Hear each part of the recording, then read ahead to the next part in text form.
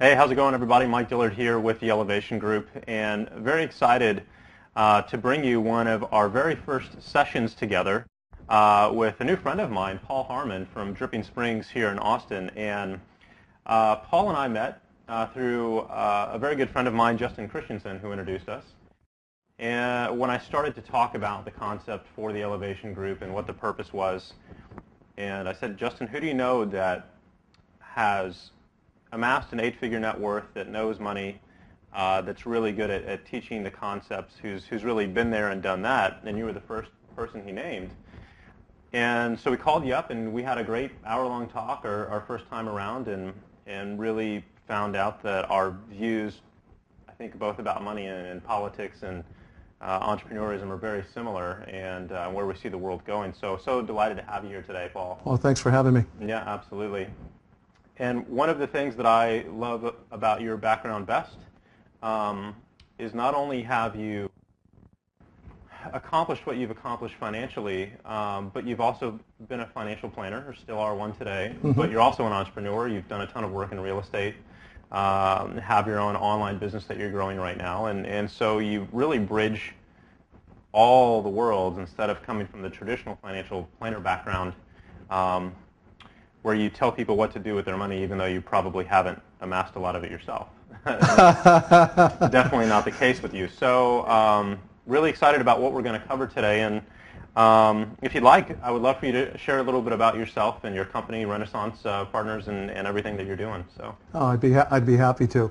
I think one of the things I'll mention as far as earning money or making money, it's really not difficult to do. I mean, I've done it a bunch of times. And losing it's also relatively easy to do as well. But on the subject of planning and I think the financial services industry, I think one of the things that really comes to mind, one of the most frustrating things, number one, you mentioned one, is that a lot of the planners out there have been taught by textbook, so to speak, and they haven't really amassed much in the way of wealth themselves. Secondly, they don't have a lot of experience working with entrepreneurs, which is a totally different mindset altogether. Entrepreneurs, I think, as a general rule of thumb, which is who we're catering to here, are visionaries by nature. And they're thinking about the long term, and I think one of the things that ends up happening is that on your quest to hit that vision that you have of whatever your future is going to be, you tend to leave a lot of debris. So Lord knows how many times I've seen people amass a fair amount of money, and then they lose it, and then they figure, no problem, I can do it again. And I think, bottom line, it doesn't have to be that way. Right.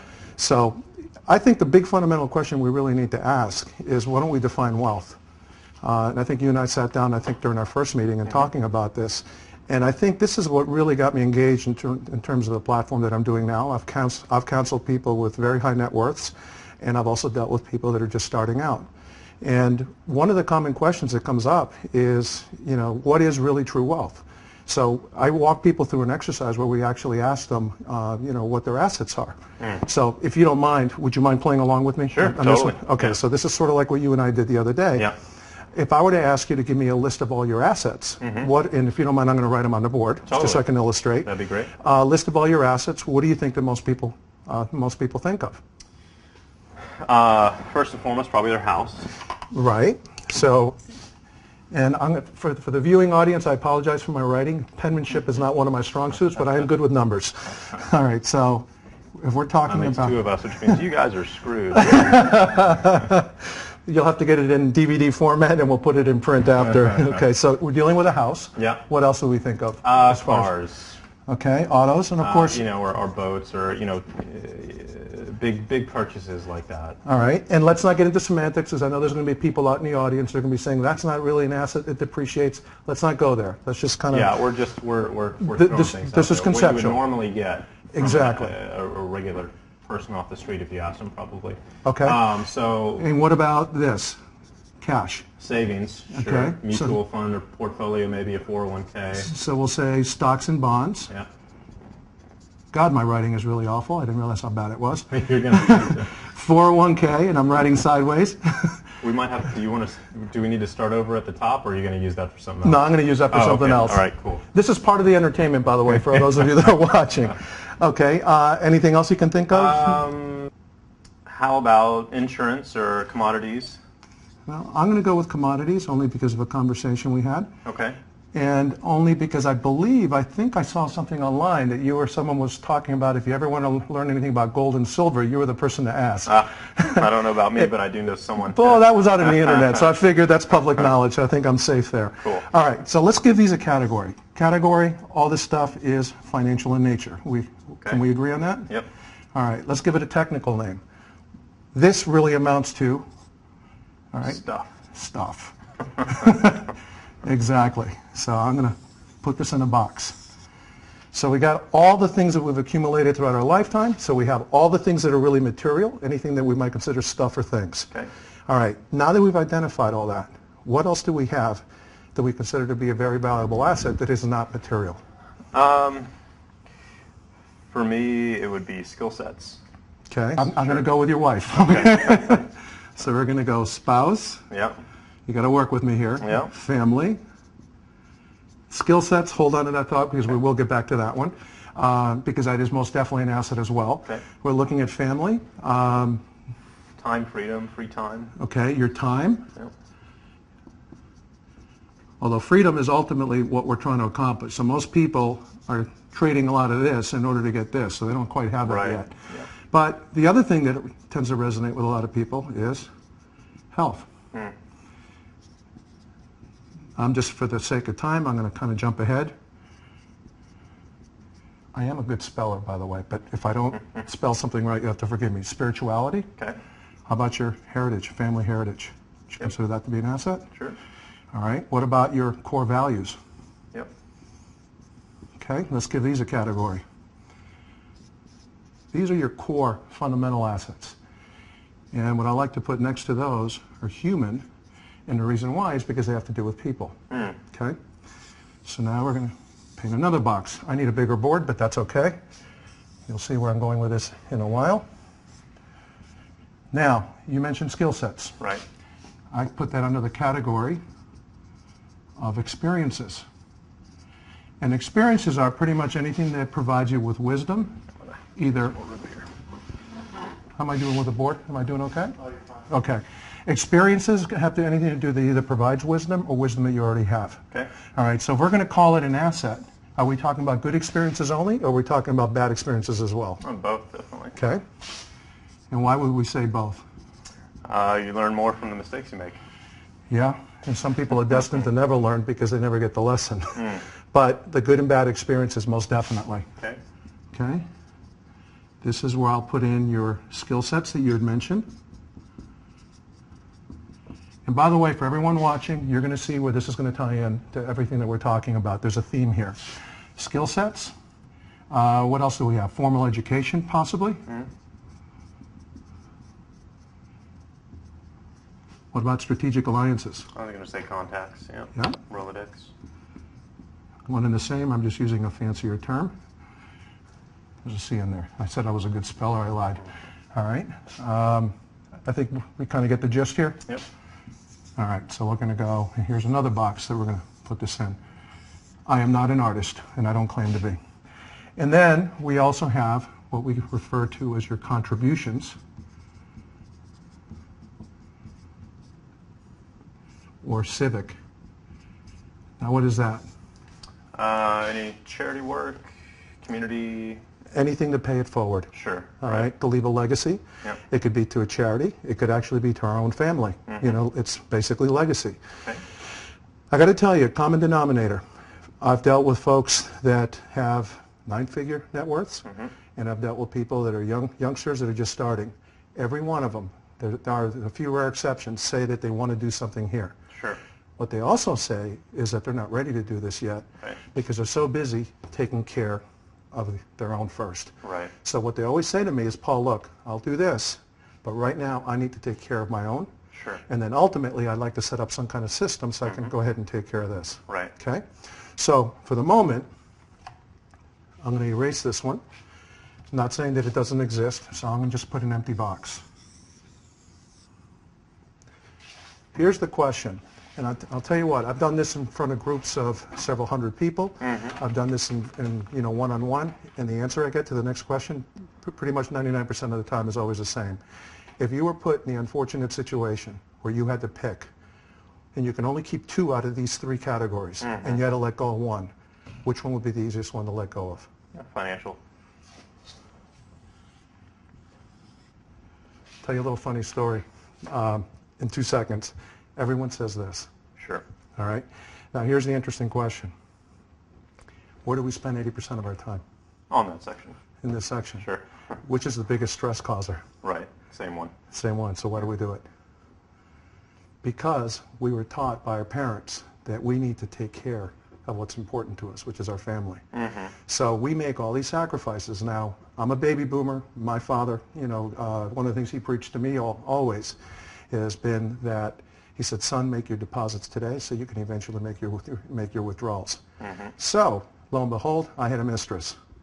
She was not good looking because this was the mistress. Right. All right? It was my financial aspect of things. Right. What I didn't realize, and what most people don't realize, is they spend so much time over here, they do it at the very expense of the very thing they're trying to protect, more often than not. Yeah. And here's the sad part. This is academic. I started out by saying that making money is really not that difficult. It really is. If you want this as a result, you know that there's a certain actions you have to take, cause and effect. You remember that early on in school. So if you want to have something that's very complex, then you can create a system. A system is nothing more than a series of actions that generate predictable results. But again, we spend so much time here. One of the things I mentioned was that I had a quick little story kind of go off on a little bit of a tangent. I thought it was kind of cute. I had this gentleman that I sat down with, biker type, came in with his fiance, and his wife, or future wife, when we were talking about this, when we had this conversation, she immediately said the finances. This guy said, whoa, whoa, whoa, whoa, honey. He says, not so fast. I'm not going to give up the money that quickly. So when I went and asked, she turned around and, or actually he turned around and looked at her and said, hey, look, honey, I'm not going to give you up. All right, so I'm going to keep the money. I'm keeping you. And she looked at him, did one of these. He said, but I'm going to give up this. So then he looked at it and he says, let me just process it. I'm going to be rich. I'm going to be happy. But I guess I'm not going to be too smart. All right, that won't work. He said, honey, don't get mad at me. I'm just processing here. I'm going to give her up. We almost had a brawl in the room, all right? So he said, I'm going to be rich. I'm going to be real smart. But, man, I'm going to be lonely. I'm going to be miserable. So he said, that won't work either. He goes, all right. He was defeated, threw his shoulders down. He says, I'll give up the money. Yeah. There's a moral to the story. This is replaceable. Sure. If you lose a loved one, you lose an experience. It's like a MasterCard commercial. It's priceless. Right. You cannot replace it. And I'll tell you what, someone very close to me spent so much time over here that they went through 2 marriages. Or over there. Well, excuse me. Correct. There we go. Thank you. Thank you. As being an entrepreneur, you tend to be a little ADHD, so you tend to be all over the place. I'm hoping that people who are watching this are entrepreneurs too, and they can relate to this. And we get a little excited when we start talking about this. Nonetheless, the fellow that I'm telling you about spent so much time focusing on this. He burned through 2 marriages. He closed the deal, but he didn't service it. So each time the woman went up to him and said to him, honey, I'm not happy. Guy turned around and looked at this woman and said, you got to be kidding me. You have a membership to a country club. Look at the house you live in. I provide you all the Highline cars. You have everything that anyone could ask for. She says, I was happier when we were broke. He couldn't believe it. So you think after 2 marriages they would get a clue. He didn't. You know what it took? Health. 11 years ago, this fellow sat down with a doctor, and the doctor pulled him aside and said, I got some bad news for you. He said, you're pretty sick. He says, you may want to consider getting your affairs in order. He says, what do you mean? He said, your prognosis is probably about 6 months. He had a damaged liver. That got him to take a whole look at things. I swore that I would not screw it up the 3rd time. That person I'm talking about is me. I'm married for a 3rd time. I'm not proud to say that I went through two marriages, but I'll tell you what, that was a turning point in my life. That's when, taking a page out of Guy Kawasaki's book, Make Meaning, became very important to me. I think the financial services industry, frankly, is broken. By that I mean that when you sit down with a financial advisor, they take something that is actually very simple in concept, very easy. They start throwing a lot of jargon out there, and they make it a lot more complicated. Start wondering why, all right? I have a theory. Now, this is strictly a theory. Well, number 1, they want to sound intelligent. Number 2, they want to quantify why they're needed. Because If not, they feel they're going to be out of work. Yeah. All right? Bottom line, it's not that difficult. And the problem is that they start focusing, they get in this box and they get stuck there. So Right. what do they start talking about? They start talking about instruments and tools. So I will draw that. Well, I was going to say, grab a seat and Yep. let's talk about that for a bit. Yep. Because it's one of the things that I was most excited to have you Yep. here today to discuss is something that you're extremely passionate about, and we're definitely on the same page on, which you have termed the shift economy. Yep. And why don't you share what that's about? Sure. With everybody, because I think it would really resonate with everyone.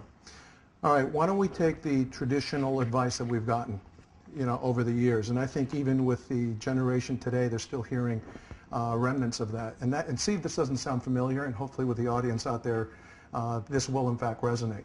You've been told that the formula for success is the following. Number one, you need to get a good education. Why? So you can get a good job. Once you get a good job, you can make lots of money. And what you do is you go buy a house, you pay it off as quick as possible, and assuming you've been saving a little bit of money for retirement, there's your formula for success. Now you got to think about when that advice was actually doled out. Let's look at the landscape because it's important to understand this. That was doled out, that was like post-Great Depression era, that was right after World War II. If you think about it, look what happened right after World War II. We had all the American GIs came home. We just basically finished bombing the heck out of the rest of the world. What that did for the economy, we had a very vibrant economy. So the net result is people went to work, we had large corporations, they created pension plans, Social Security was in there, and let me give you some actual statistics. Most people kept the same job, if not maybe two possibly in their entire working career. They bought one house, they probably retired in that house, they can survive on one income. Then they had a company pension that they can survive on, and then augmented by Social Security. Let's fast forward till today. Now, you have to look at some of the trends in terms of what's happened. Even before World War II, we lived in an agriculturally based society. Then we went into the industrial era. Okay? You remember from U.S. history. Then we went into the technology era. Now we're in the information age. Now, what's happened? Well, as soon as we had the technology era hit, global competition became a reality. So that basically meant that whatever goods and services were out there marketing, it became heavily commoditized and it was fiercely competitive. So net result is cost of doing business. It was very difficult for these companies to actually go out there and compete. So they started automating, they started cutting down on expenses as much as they could, and frankly, ultimately went right down to the worker. So pension plans were done away with the exception of some municipalities, and a lot of those are actually failing. So you know what we have now? Technically, we have qualified savings plans, which means it puts the onus on us. Even if you put in as much as you can into one of these qualified savings plans, it's not enough to live on. Why? Again, look at the landscape today. You need two incomes with most people for the average American to live with. In addition to that, you're also looking in terms of the landscape, in terms of what's happened as far as jobs are concerned. And I'm giving you figures from 2002, by the way. The average job that someone had throughout their working career was 4 to 6 jobs. How many times did they move? 5 to 7 times, as opposed to being in one. Totally different world. So why are we using the formula from before? Now, let's look at today, and this is hence the shift economy, what we're talking about. And this is why I think what we're talking about here is so important, and also with the offerings that you're giving people. You have large companies, I won't say any names because it would be imprudent, but this is a high-tech area that are laying people off, and then they're hiring them back as independent contractors. Why are they doing that? It's more cost-effective. They don't have to offer any of those benefits anymore. So for those people who never thought they were going to be entrepreneurs, guess what they are now? They're now entrepreneurs. They're accidental entrepreneurs. The question that I pose out to people is, do you want to be an accidental entrepreneur or do you want to be an intentional entrepreneur? So you can look at it like, oh, I got the shaft from corporate America. No, you didn't. That's just changing times. That's called creative destruction. We're evolving as a society. This is an opportunity. You can now become self-sufficient. So we've gone from enablement to empowerment. And this is one of the things that, that I'm trying to preach to the world, and I'm very passionate about, is that the opportunity that's being created, and then you're offering a platform to people how you can expedite it, and, exponentially, is you can now take something that you're passionate about, whether it be information related or whatever the case might be, and start your own business. Yeah, I actually read an article the other day. I don't remember the exact figure. It was around 75 grand to 80 grand that it costs an employer to hire someone with a $59,000 a year salary. So if I offered you 59 to come work for me a year, it would cost me 75. So I'm probably not going to hire you. I'll probably hire you as a contractor, and then you can stay at work at home and work with other people and whatever it may be. And unfortunately, that's the landscape that the government and the tax office has set up for me as an entrepreneur and a business owner. Hey, here's the new rules to play by. Right.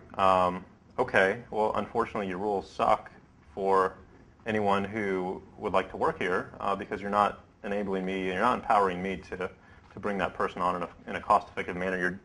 You're taking my incentives to do that away. Right. Yeah. So I mean, that's one of the foundational concepts that I've really come to appreciate over the last few years when it comes to building wealth.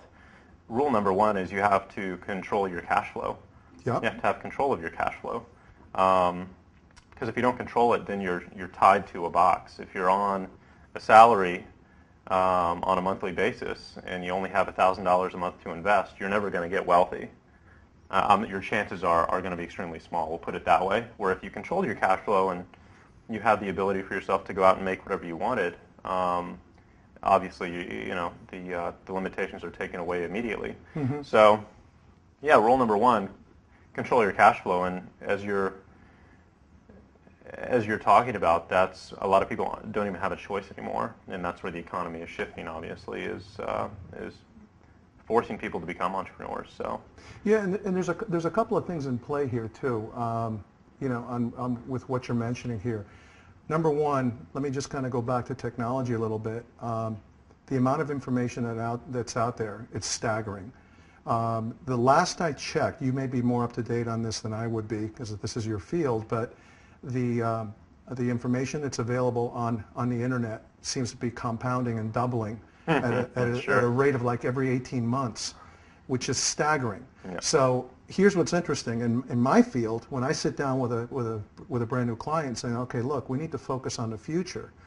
You can almost envision this, even though this is not literally what happens. The person's looking down at their feet in terms of what's in front of them. They kind of look at me with this harried look of saying, are you kidding me? He says, I've got so much on my plate, I can't afford to look over there because I've got so much that I'm having to deal with. Well, last time I checked, hope is not a good strategy to keep putting it off. And unfortunately, people also view it like it's a zero-sum game. So here's the interesting question, which is what we're leading up to, which is, okay, so where do you start? All right, so we identify what true wealth means to us, but I think we also need to take being wealthy. That is all relative to the individual. Mm-hmm. So to someone to have, hey, I need a net worth of at least $10 million for me to feel comfortable considering myself wealthy. You may have another person who'll say, that's not even enough for me. And you have other people said, look, I'll be happy with $1 million. So again, it's all relative. And I think one of the challenges that we have here in America is that Americans, as a general rule of thumb, they want instant gratification. Mm-hmm. And I think, you and I we chatted about the penny story, about compounding interest. And by the way, I think this is worth sharing. One of the things that we will do in seminars at times is that we'll grab someone out of the audience and say, hey, listen, I have an offer. We're going to play a game show. Here's the game show. You have option A and option B. Option A is I will write you a check right now. No questions asked. You can cash it. It's 100% good for $100,000. Or I'll give you a penny.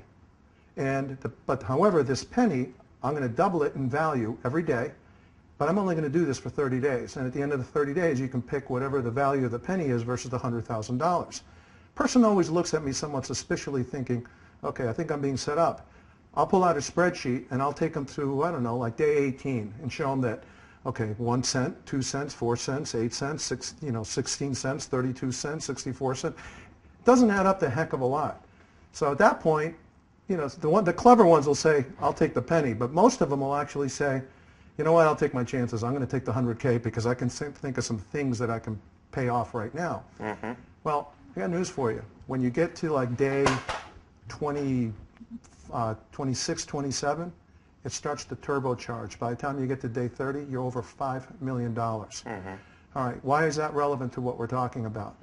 because the first place you start is covering your foundational expenses, your cost of living, the lifestyle that you want to lead, because you can actually accomplish that.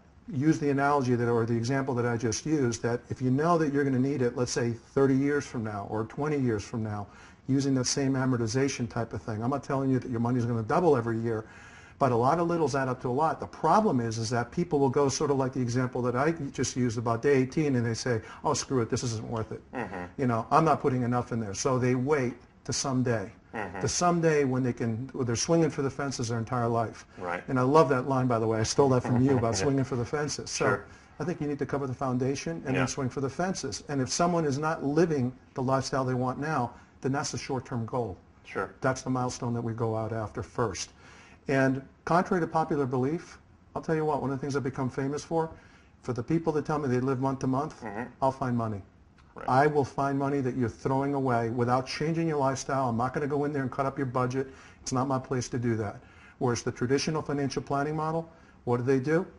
They're in the box. They talk about rates of return. Well, let's look at your income now. We're going to gross it up by 3% per year over the next 30 years if that's when you want to quote-unquote retire, which is a whole other conversation in itself. And then they amortize it. They go up into future dollars, and they basically come back and tell you you're not going to make it. Then people get depressed and say, screw planning. I'll just continue swinging for the fences. So, you know, the concept behind the Elevation Group is, the inspiration for it, I'll say for me, was everyone in my family has always gone the traditional financial planning route. You know, has the Mass Mutual financial planner and the 401k and the mutual funds and all of that stuff. But the reason that it happened is because they gave responsibility for the wealth over to somebody else who really wasn't qualified to manage it in the first place. They were just a salesperson, right?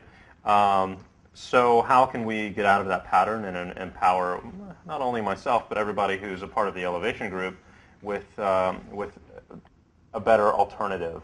Because if you just, it's a matter of you don't know what you don't know, right? And I don't know this stuff, so this is why I started this, so I could learn it and share it with everybody else. So, you know, I would love it if you would share with people as much as you're willing to share on how you amassed, you know, an 8-figure net worth and what you did, because you didn't obviously go that route, or if you did, you did some other things as well. So if you'd be willing to talk about that, that'd be awesome. Sure. Yeah.